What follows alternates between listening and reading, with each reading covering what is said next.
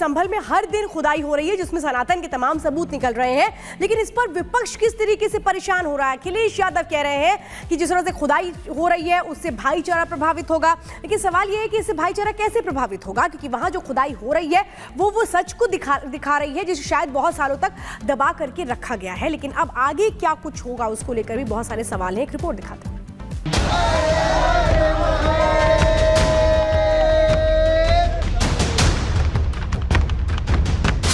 देखेंगे कि बावड़ी में जिस तरीके के छोटे कमरे होते हैं, राइट साइड में 3 कमरे आपको नजर आ जाएंगे और लेफ्ट साइड में 1 कमरा आपको नजर आ जाएगा।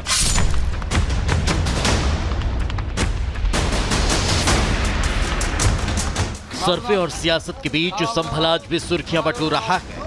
वजह है बावड़ी के बाद संभल में मिला नया कुआं, जिस पर कट्टरपंथियों ने नफरत की मिट्टी ऐसी डाली कि दिखना की बंद हो गया, या तो यूं कहे कि इसे छिपा के दिया गया था। ये तो ईश्वर की कृपा है जी, जो कि कूप यहाँ ही नहीं पूरे संभल में प्रकट हो रहे हैं। अब आप एक बात बताइए, तीर्थ नगरी संभल है तो संभल में कूप नहीं प्रकट होंगे, तीर्थ नहीं प्रकट होंगे तो और क्या प्रकट होगा। संभल में तीर्थ तो प्रकट हो रहे हैं, लेकिन इन तीर्थों का प्रकट होना अखिलेश यादव और कांग्रेस को सबसे ज्यादा चुभ रहा है। अखिलेश यादव कह रहे हैं कि ये धरती है, धरती को खोदेंगे तो कुछ ना कुछ मिलेगा, तो कांग्रेस नेता कह रहे हैं कि बीजेपी ने कोई काम नहीं किया, इसलिए खुदाई करवा कर ही माहौल बना रखी। ये ऐसे ही ढूंढते रहेंगे, खोदते खोदते एक दिन अपनी सरकार को भी खोद देंगे। ये सरकार कुछ बना तो सकती नहीं, सिर्फ खुदाई करा सकती है। और बंद कर दिया था जिसने, जिसकी प्रॉपर्टी रही होगी उसने बंद किया होगा। जिस संभल के जिस मंदिर की आप बात कर रहे हैं 1978 में, वो लोग अपना मकान बेच के चले गए, उस मंदिर में ताला लगा के चले गए। खुदाई में कुछ ना कुछ तो मिलेगा, लेकिन मंदिर ही क्यों मिलेगा? हिंदुओं के आराध्य देवी देवताओं की मूर्तियां ही क्यों मिलेंगी? इस रात से न तो अखिलेश यादव ने पर्दा उठाया और न कांग्रेस ने, लेकिन सपा और कांग्रेस सनातनियों को जिस सेक्युलरिज्म का पाठ पढ़ाने की कोशिश करते दिखे, उसकी हवा साधु संतों ने निकाल दी। किसी को क्या तकलीफ है? अगर कुछ छुपाने लायक नहीं है तो आपको क्या तकलीफ है? हजारों बार सर्वे होने चाहिए, लेकिन सच ये है कि छुपाया जा रहा था, लेकिन सूरज को जैसे नहीं छुपाया जा सकता, ऐसे हरिहर मंदिर के सत्य को भी छुपाया नहीं जा सकता।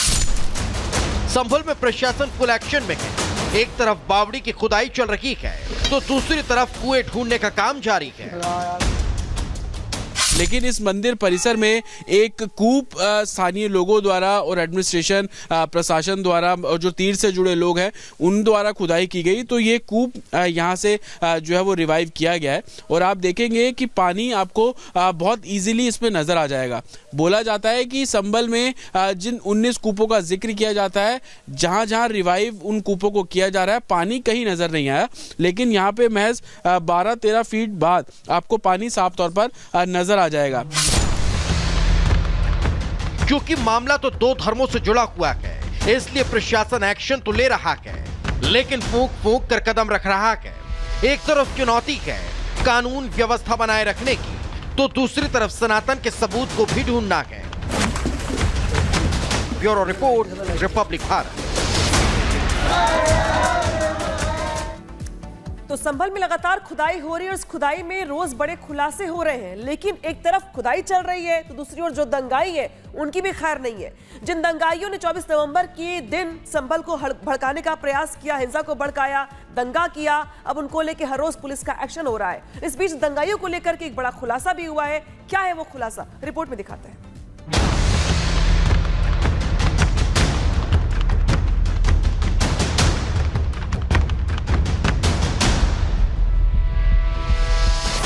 संभल में मंदिरों और कुओं की तलाश शुरू हुई तो दंगाइयों ने सोचा होगा कि बच जाएंगे, सीएम योगी की रडार में नहीं आएंगे, लेकिन ऐसा नहीं है। दंगाइयों को सबक सिखाने के लिए पुलिस लगातार काम कर रही है। आज जो खबर रिपब्लिक भारत को मिली उसे सुनकर तो संभल के दंगाई खाना पीना भी छोड़ देंगे, नींद भी उन्हें नहीं आने वाली, क्योंकि संभल के एक एक दंगाई का सुराग अब योगी की पुलिस को मिल चुका है। रिपब्लिक भारत को जो खबर मिली है उसके मुताबिक संभल पुलिस को अलग अलग जगहों से 40 पत्र आए हैं। इन पत्रों में उन लोगों की जानकारी है जो संभल में हिंसा करने के लिए गए थे। लेटर भेजकर पुलिस को बताया गया कि हापुड़, बुलंदशहर, रामपुर, अमरोहा और मुरादाबाद से लड़के आए थे। खबर मिल रही है कि ये पत्र मिलने के बाद योगी की पुलिस ने आरोपियों की धरपकड़ भी शुरू कर दी है। खबर ये भी है कि अब तक 15 संदिग्धों को पुलिस ने हिरासत में लिया है। तो वहीं 200 से ज्यादा लोगों की कॉल डिटेल निकाली गई और जो लोग कहीं छिपे हुए हैं उनकी धरपकड़ के लिए पुलिस की 5 टीमों का गठन किया गया है। मतलब साफ है, हिंसा में शामिल एक एक दंगाई पुलिस से बचने वाला नहीं और जल्द ही पुलिस उसे पकड़कर सलाखों में डालने वाली है। Bureau report, Republic Bharat.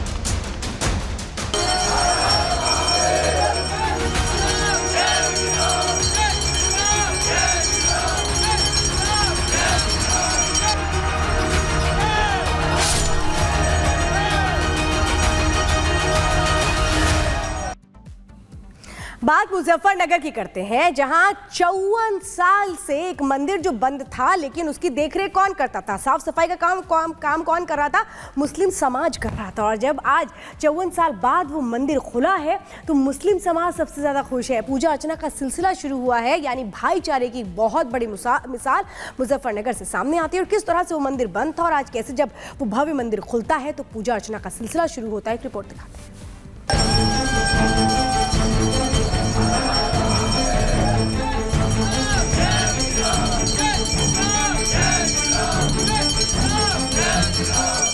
सारे मुस्लिम समाज के लोग एक जगह इकट्ठे होकर स्वागत किया गया है। मेट का इंतजाम किया, झालरें लगाई गई, पुष्प वर्षा की गई।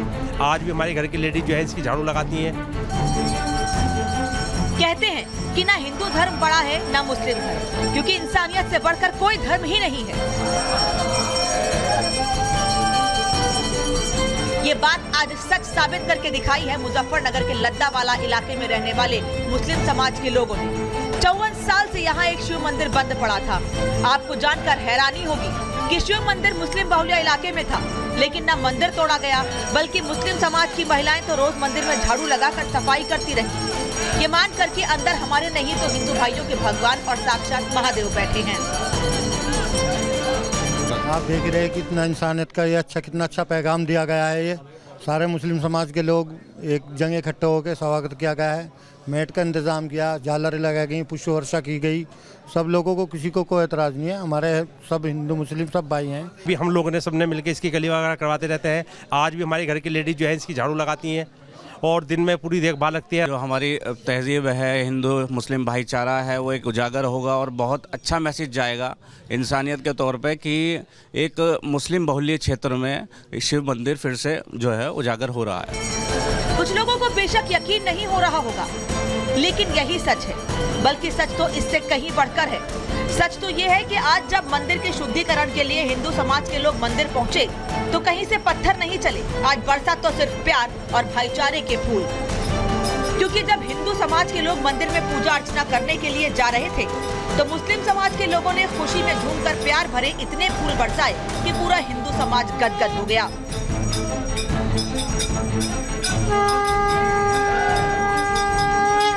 यहाँ पर 1970 में तैयार हुआ शिव मंदिर है और ये शिव मंदिर उसके बाद बंद था, लेकिन आज इस मंदिर को फिर से जागृत करने का काम जो यशवीर जी महाराज उनके द्वारा किया जा रहा है। वो जब मंदिर को फिर से पुनः जागृत करने के लिए हिंदू धर्मगुरु पहुंच रहे थे, उनके ऊपर फूल बरसाए गए, उनका स्वागत किया गया, उनका भव्य यहाँ पे स्वागत किया गया। और आसपास के लोग जिस तरीके से बता रहे थे, उन्होंने उस समय से इस मंदिर का काफी ख्याल रखा।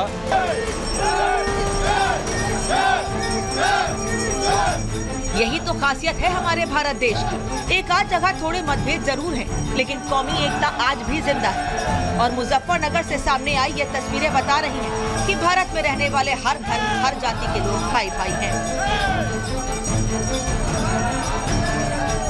Bureau report, Republic Bharat. और अब बात महाराष्ट्र की। महाराष्ट्र में आज के दिन को अगर हादसों का सोमवार कहा जाए तो गलत नहीं होगा, क्योंकि आज महाराष्ट्र के अलग अलग हिस्सों से एक नहीं, दो नहीं, बल्कि चार सड़क हादसे सामने आए हैं। रिपोर्ट दिखाते एक मिनट। ये तस्वीरें महाराष्ट्र के अलग अलग शहरों की है, जहां लोग सड़क हादसे का शिकार हुए, जिसमें कुछ लोगों की मौत हो गई तो कुछ लोग गंभीर रूप से घायल हो गए। पहली तस्वीर है महाराष्ट्र के पुणे की, जहां नशे में धुत डंपर ड्राइवर ने फुटपाथ पर सो रहे 9 लोगों को कुचल दिया।